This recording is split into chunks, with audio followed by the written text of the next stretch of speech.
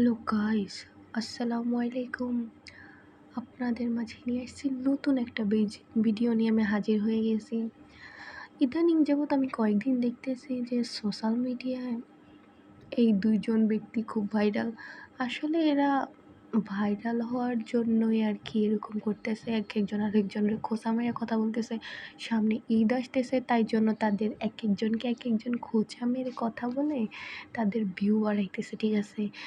View বাড়াইতেছে এবং কি নিজের ব্যবসাটাও চালিয়ে যাচ্ছে। দেখেন, এরা কিন্তু এমনি কথা বলে না, লাইভে এসে জামা কাপড় শো করে আর কথা বলে। এই যে দেখেন, আপনাদেরকে একটু দেখাই দিই।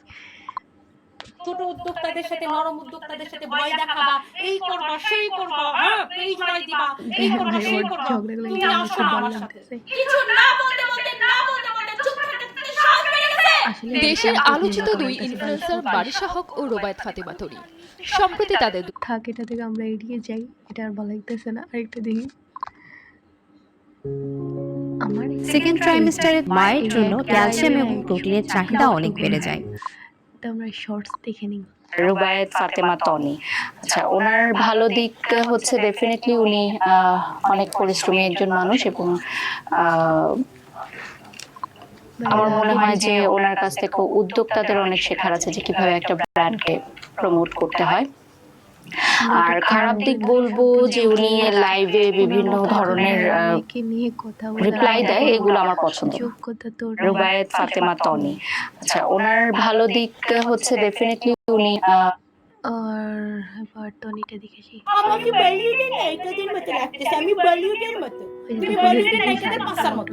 কিছু বলো না বলে কি সাহস বেড়ে গেছে। আর মনে রাখো, হাজিরা আপা মাসি খালাম্মা ইঁদুর মুখী মনে রাখিস। যেমন চাই বলতে পারবে না আমাকে।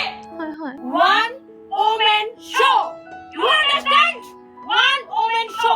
বাইরে কিছু না বলতে চুপ থাকতে শোস করার জন্য কানে ধরে তবলাবাদক জামাইটারে সহ কানে ধরে উঠবস করাবো।